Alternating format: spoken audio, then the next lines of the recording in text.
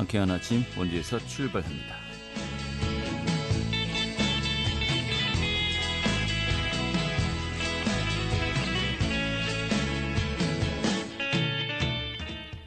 안녕하십니까. 3월 16일 화요일 아침에 인사드리겠습니다. 상쾌한 아침 원주에서 출발합니다. 진행의 김태훈입니다. 오늘도 아침에 쌀쌀했습니다만 낮에는 푸근한 날씨가 이어지겠습니다. 현재 원주 지역의 기온이 영상 5도 정도고요. 한낮은 13도로 예년보다 따스하겠네요. 하지만 여전히 올봄 첫 번째 황사로 공기가 좋지 못하겠습니다. 미세먼지 좀 유의하셔야겠습니다. 오늘 준비한 소식 살펴보도록 하죠. 이 한국농촌경제연구원이 지역발전지수를 산출한 결과 원주시가 도내에선 1위로 지역발전 잠재력이 전국에서 상위권인 것으로 나타났습니다. 2020년 지역발전지수 산출 결과 살펴보도록 하죠. 이 저소득층을 위한 원주 푸드마켓과 푸드뱅크가 푸드나눔센터로 통합해서 운영에 들어간다고 하네요. 그 내용 소개하겠습니다. 또 원주 미리네 도서관이 이 책과 함께하는 이 독서 문화 프로그램을 또 다양하게 마련했다고 합니다. 오늘 살펴보도록 하죠. 3월 16일 화요일 상쾌한 아침 원주에서 출발하겠습니다.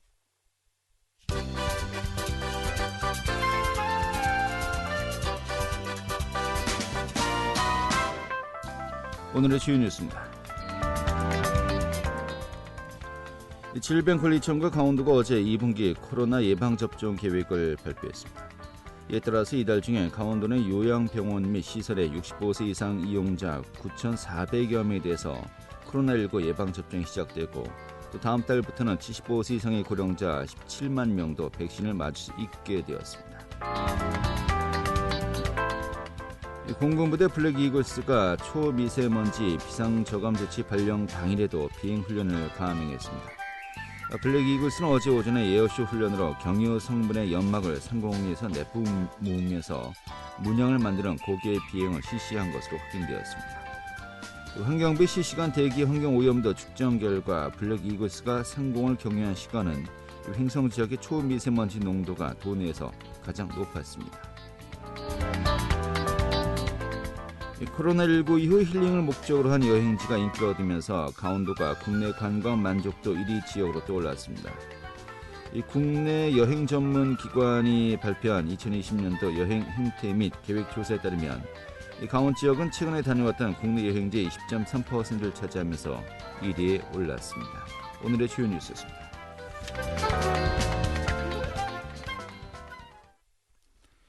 이 전국의 159개 시군 중에서 원주시 지역발전지수가 상위 35위로 이 강원도 18개 시군 중에선 가장 발전지수가 높았던 것으로 나타났습니다. 자, 2020년도 지역발전지수 산출 결과 살펴보도록 하죠. 한국농촌경제연구원의 송미령 선임연구위원 연결하겠습니다. 위원님. 네, 안녕하세요. 송미령입니다. 네, 반갑습니다. 네. 자, 먼저 그 한국농촌경제연구원이 2020년도 지역발전지수 결과를 발표했는데요. 네. 이 지역발전지수가 좀 어떤 조사인지 먼저 그 개념부터 소개해 주시죠. 네. 시군 지방자치단체의 종합진단지표라고 할 수 있는데요. 지역발전지수이니까 말 그대로 지역의 발전 잠재력 내지는 다른 지역과 비교해서 상대적 발전 정도를 파악하는 지표입니다. 네. 원래는 지역이라는 게 사람들이 사는 삶터이고 일하는 일터이고 쉬는 쉼터이고 그리고 같이 살아가는 공동체의 터이다. 그래서 이런 개념에서 출발을 해서 네. 각 영역별로 살기 좋은 지역이 되려면 어떤 조건들이 만족이 되어야 되는가 이렇게 작업을 하는 것으로 시작이 됐습니다. 예, 이 조사 영역이 4가지로 분류가 되는 것 같던데요. 네. 그 지표가 어떻게 나뉘어집니까? 네. 그러니까 3터라고 하니까 3터 측면에서는 생활 서비스가 얼마나 만족스러운가 이걸 보는 거고요. 네. 1터면 지역 경제력 측면에서 지역 경제력이 얼마나 건실한가 이걸 봅니다. 예. 그리고 쉼터는 그 삶의 여유 공간 지수라고 해서 그 뭐 공원이라든가 녹지라든가 주민들이 생활하는데 그렇게 쉴 수 있는 공간이 얼마나 풍부한가 이걸 보고요. 공동체의 터는 주민들의 어떤 활력 부문 이런 걸 보게 됩니다. 그래서 이렇게 4가지 영역을 합친 것이 지역발전지수입니다. 예, 이 생활 서비스를 제공하면서 얼마나 또 삶의 질을 누릴 수가 있는가, 또 네. 또 경제력이라든지 또 발전 가능성, 또 인구 구조 이런 모든 것들 다 이제 네, 분석을 하는 거로군요. 그렇습니다. 네, 예. 네. 자, 그러면은 시군이라고 했는데 이 대도시 지역은 이번 조사에서 제외된 겁니까? 그렇습니다. 저희가 지금 10년 정도 조사를 했는데 예. 그 대도시하고 뭐 작은 군 지역하고를 함께 비교하는 것은 의미가 없기 때문에 대도시는 제외하고 그 일반시, 도농, 복합시, 군 지역 이렇게 159개 지자체만 대상으로 합니다. 네, 시군 지역이다 이렇게 보면 네, 되겠고요. 네, 예. 네, 자, 그러면은 이 지역 발전 지수가 높다라고 하는 것은요. 네. 그만큼 지역의 어떤 발전 가능성이 높다 이렇게 볼 수 있을까요? 그렇죠. 상대적으로 다른 지역보다는 살기 좋은 것이다. 그리고 추세 측면에서도 어떤 잠재력이 입증된다. 이렇게 말씀드릴 수 있고요. 예. 다만 저희는 공식적 통계 자료만을 사용합니다. 그렇다 보니까 시차가 좀 있죠. 지금 이제 20년 거지만 실은 어떤 통계 자료는 18년도에 산출된 것이 있고요. 예. 그리고 그 주민들이 생각하는 어떤 주관적인 만족도 이런 것들은 객관적 발전 정도하고 다를 수 있잖아요. 네. 이런 주관적 만족도 같은 것들은 그 반영되지가 않습니다. 그리고 예. 작은 지자체에서 노력하는 것들이 통계까지 아직 그 미치지 못한 것은 반영이 되지 않는 단점도 있습니다. 네. 이 100% 세밀하게 반영되기는 힘들지만 그래도 네, 전반적인 도시 어떤 그 발전 추세는 또 우리가 볼 수 있다 맞습니다. 이렇게 보면 되겠군요. 그렇죠, 그렇죠. 예, 네. 알겠습니다. 자, 그런 가운데 전국의 159개 시군 중에서 원주가 이 네. 지역 발전 지수 결과를 보니까 이 35위에 이제 해당된다고 했어요. 네, 네, 이 그렇습니다. 정도면은 좀 상위권이다 이렇게 볼 수 있을까요? 상위권입니다. 저희가 이제 159개 지역 중에서 사실은 숫자로 발표를 하는 것은 그 상위 50위까지만 발표를 하고 있거든요. 예. 그러니까 상위권 지역입니다. 네, 그렇군요. 예. 네. 그렇다면은 이 생활 서비스 지수가 높고 또 상위권에 있다라고 한다면요. 좀 이걸 네. 어떻게 우리가 좀 이해하면 될까요?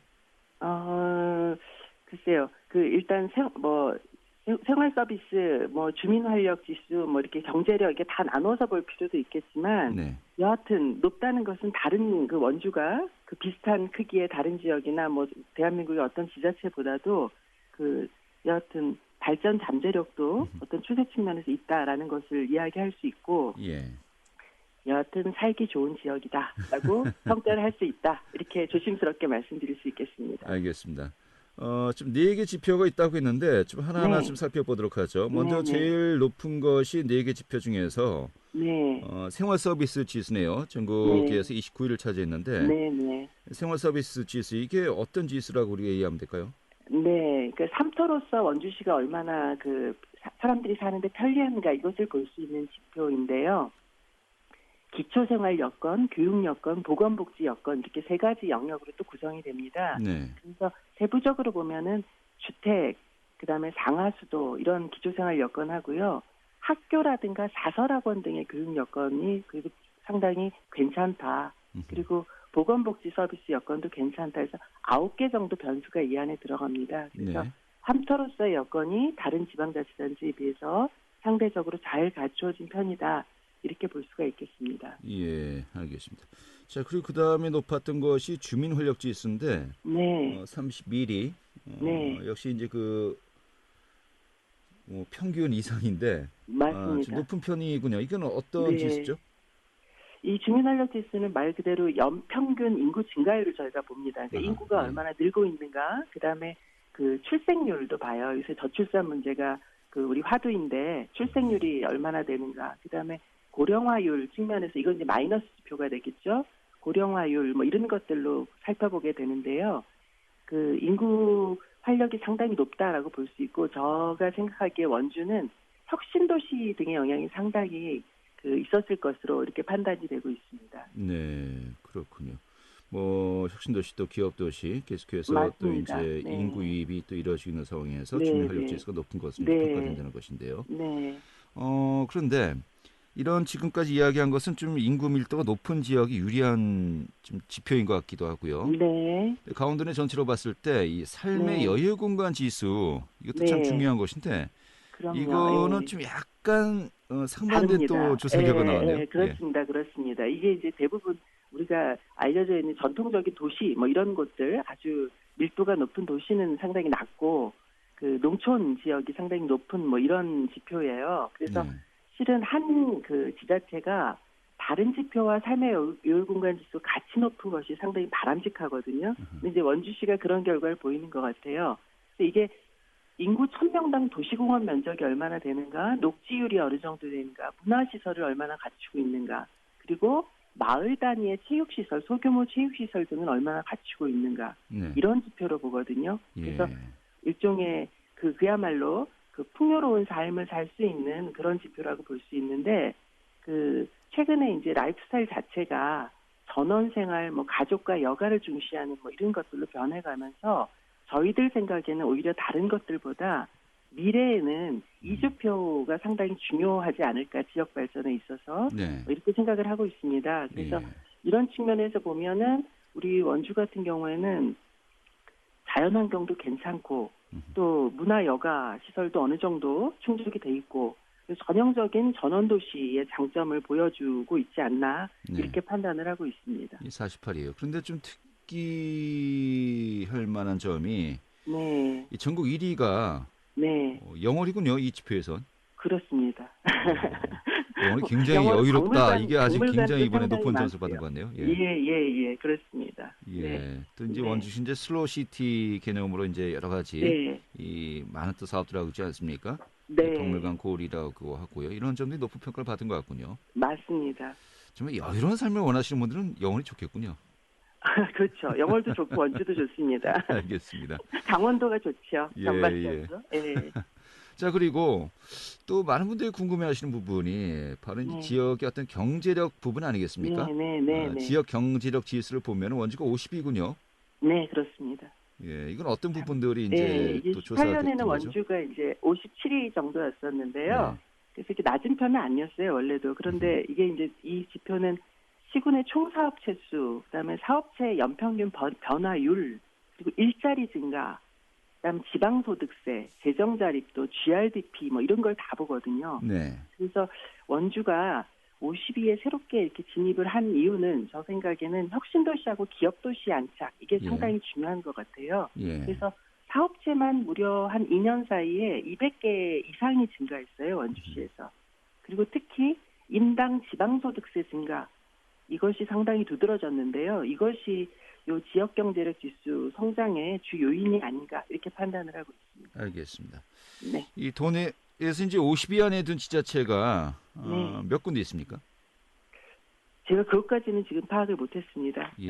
강원도 거를 세보질 못했습니다. 알겠습니다. 네, 원주에만 너무 집중을 했습니다. 아, 그렇군요. 네, 이제 50위까지만 이제 검토 대상이 된다고 했는데 일단은 네, 그렇게 이제 춘천시가 44위군요. 네, 춘천시가 44위고 원주시가 35위 정도로 이제 종합적인 네. 결과를 받은 것인데 네, 이걸 네, 보면은 네, 아까도 이야기했지만 생활 서비스 지수가 29위고요. 주민 활력 지수가 네. 31위, 지역 경제력이 50위. 이런 부분들을 보면은 원주시가 네. 굉장히 균형 있는 어떤 그 맞습니다. 도시 형태를 갖추고 네. 있다 이렇게 볼 수 있을 것 같습니다. 그렇죠. 전형적인 전원 도시의 형태를 갖추고 있습니다. 예. 도농복합시로서 아주 바람직한 모습을 보여줍니다. 그냥 이대로 가면 되는 겁니까? 원주는?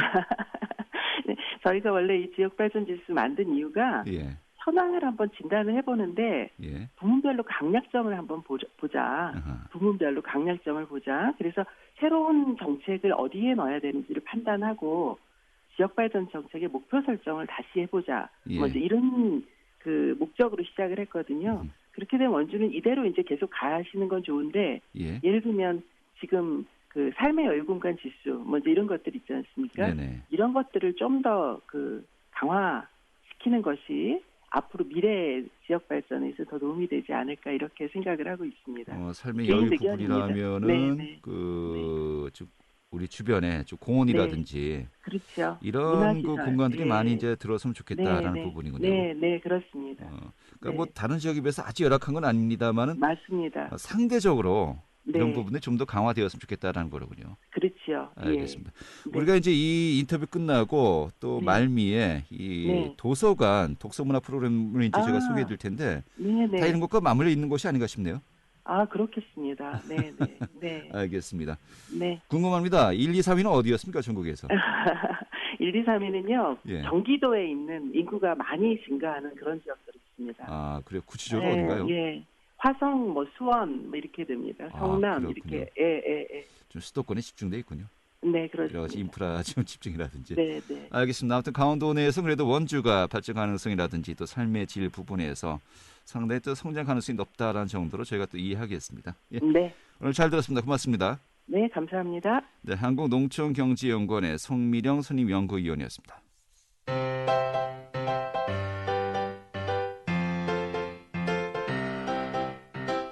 KBS 원주방송국이 유튜브 다시 듣기 서비스를 실시합니다. 매일 아침 강원 영서남부권의 뉴스와 정보를 전해드리는 상쾌한 아침 원주에서 출발합니다는 KBS 원주라디오 유튜브 채널을 통해 다시 들을 수 있습니다.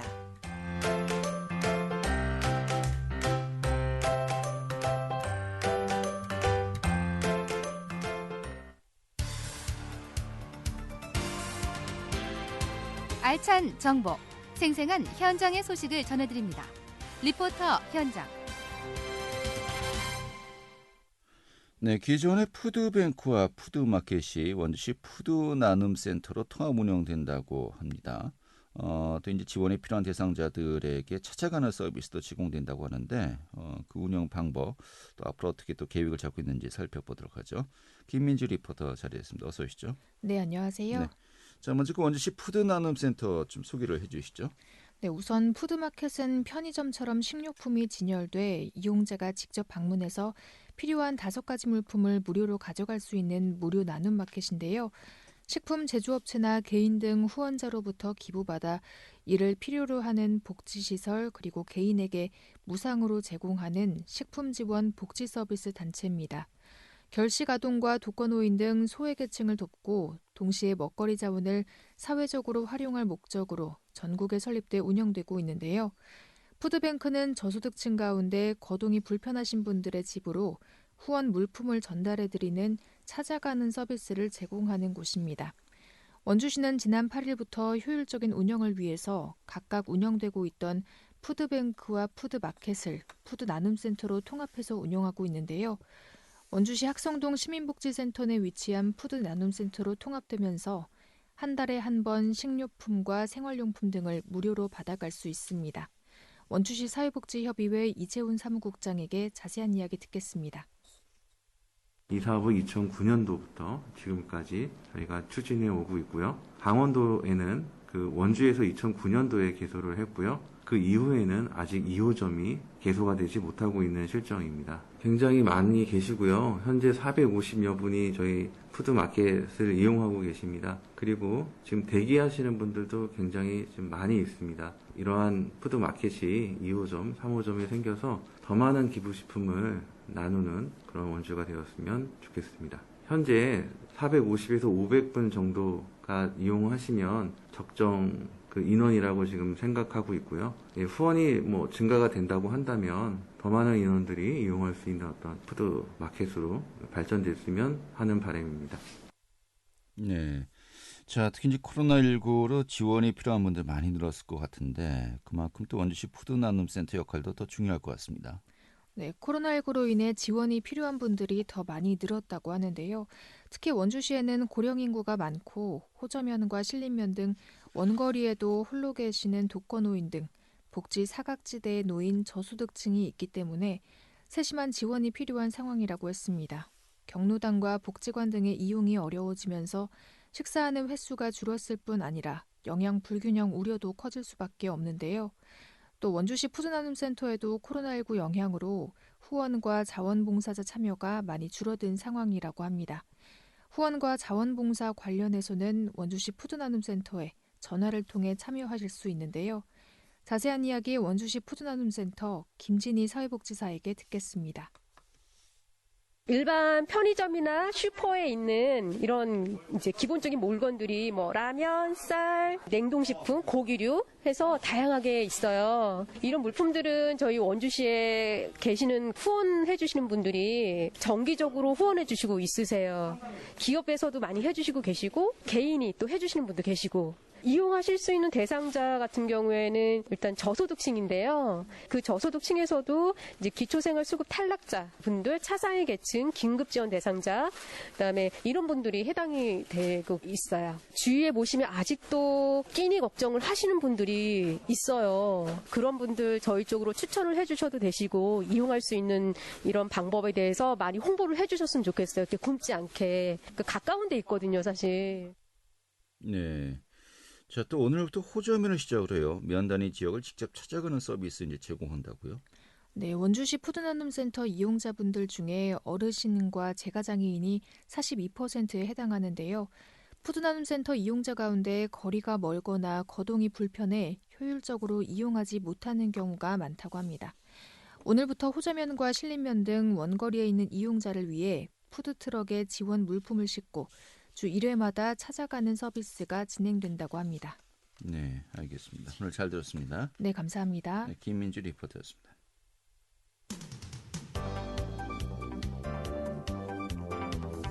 생생한 현장, 유익한 생활 정보를 전해드리겠습니다. KBS 원주라디오 상쾌한 아침 원주에서 출발합니다를 함께하고 있습니다.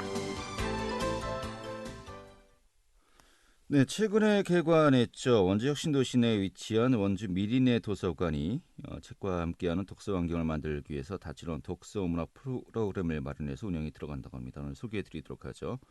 원주 미리네 도서관 독서교육팀의 이은주 팀장 연결하겠습니다. 팀장님.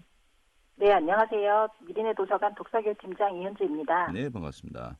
네. 자, 미리네 도서관 개관한 지 이제 한 달 정도 됐습니까? 네, 저희 혁신도시에 위치한 미리네 도서관이 3월 2일 개관하여 현재 운영 중에 있습니다. 3월 2일이요?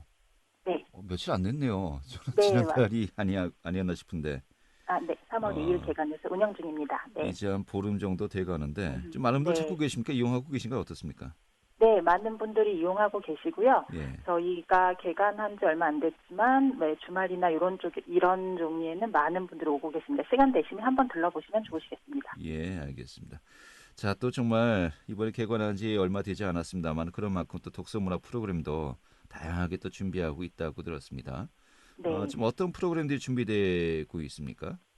네, 저희 올해 상반기 미리네 도서관에서는 일상에서 책과 함께하는 독서 환경을 만들기 위하여 성인, 어린이 등 대상별로 다양한 주제의 독서문화 프로그램을 준비하였습니다. 성인을 대상으로 책 읽기의 즐거움을 체험하고 그 체험을 타인과 함께 나눌 수 있는 책 읽기, 글쓰기, 독서 포럼 프로그램을 준비하였습니다. 네. 어린이 독서 프로그램은 아이들이 책을 좀 더 가까이 하고 도서관을 활용할 수 있는 능력을 키울 수 있도록 어린이 눈높이에 맞춰 준비하였습니다. 네, 알겠습니다. 자, 또 이제 그 어린이들만이 아니고 또 성인들 대상으로 성인 독서문화 프로그램이 이제 준비되고 있는데 네. 월별로 또 계획이 잡혀 있다고 들었어요. 좀 어떻게 네. 또 계획들이 이제 진행되는 겁니까? 네, 성인 독서문화 프로그램은 매월 4회차씩 매주 월요일 오전 10시부터 12시까지 온라인으로 진행됩니다. 4월은 책 한 권 깊이 읽기 프로그램인 슬로우 리딩 함께 읽는 북클럽이 진행되고 5월은 글쓰기가 두려운 분들을 위한 나를 찾아가는 글쓰기가 진행됩니다. 네. 6월은 그림책, 동화책, 인문학 독서 프로그램인 독서 토론 책 읽기의 힘이 진행됩니다. 예. 그러면 지금 월별로 이렇게 계획이 잡혀 있는데 뭐 매월 신청을 해야 되는 겁니까? 한 번만 신청하면은 계속해서 그 프로그램이 이제 진행되는데 함께 또 참여가 가능한 겁니까? 매월 각 강좌별 모집 기간에 미리네 도서관 홈페이지를 통해 신청하시면 되겠습니다. 아, 매월. 예. 네. 뭐 신청 방법이 이렇게 복잡하지는 않습니까? 아, 네. 미리네 도서관 홈페이지에 로그인 후 신청 가능합니다. 예. 각 강좌 시작 3주 전 접수 가능하며 선착순 접수가 되겠습니다. 홈페이지에 자세한 사항을 공지하였으니 정확한 일정을 확인하신 후 신청해 주시면 됩니다. 네. 4월 시작되는 슬로우 리딩 함께 읽는 북클럽은 오늘 3월 16일 화요일 오전 10시부터 선착순 모집합니다. 오늘부터 선착순이니까요. 이 방송 들으시고 또 관심 있는 분들 딱 준비하셔야겠네요. 10시부터요. 네, 맞습니다. 예. 네. 자, 성인 독서문화 프로그램이고요. 네. 또 어린이 독서문화 프로그램은 또 어떤 것들이 있습니까? 올해 상반기에는 총 5개의 어린이 프로그램을 준비하였습니다. 첫 번째로 6세, 7세 어린이를 대상으로 그림책을 함께 읽고 다양한 활동을 표현하는 상상 속 동안화를 준비하였습니다. 네.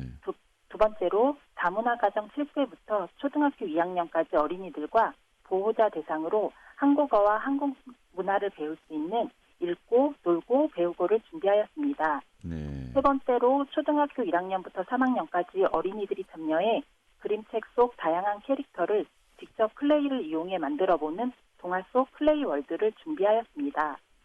네 번째로 초등학교 3학년부터 5학년까지 어린이를 대상으로 시트를 활용한 실험을 통해 책 속에 있는 다양한 과학의 원리를 쉽게 이해해보는 탐구한 과학 교실을 준비하였습니다. 네. 마지막으로 초등학교 4학년부터 6학년까지 어린이들을 대상으로 다양한 역사 관련 키트를 활용해 우리 역사 이해를 돕는 창의 한국사도 마련돼 있습니다. 알겠습니다. 자, 그런데 뭐 함께 모여서 같이 책을 보면서 이야기하는 게 제일 좋겠는데 아무래도 네. 코로나19 때문에 이런 부분들 좀 제한이 많겠어요. 네, 저희가 우선 계획은 온라인 줌으로 계획이 되어 있는데요. 어린이 프로그램의 경우는 사회적 거리두기 조정에 따라 대면 수업으로도 변경될 수 있습니다. 네, 알겠습니다. 뭐 앞서 이야기했습니다만 원주 시의 어떤 그 삶의 질을 누릴 수 있는 삶의 여유 공간 지수에 이런 또 도서관 프로그램이 굉장히 중요한 부분 아니겠습니까? 네. 우리 시민들의 어떤 그 문화적 욕구 충족시키면서 어떤 이런 지표가 또 상승하는 데 있어서 큰 역할을 또 계속해 주기를 또 기대하겠습니다. 오늘 잘 들었습니다. 감사합니다. 네, 원주 미리네 도서관 독서교육팀의 이은주 팀장이었고요. 자, 3월 16일 화요일에 함께했던 상쾌한 아침 원주에서 출발합니다. 오늘 소식은 여기까지입니다. 고맙습니다.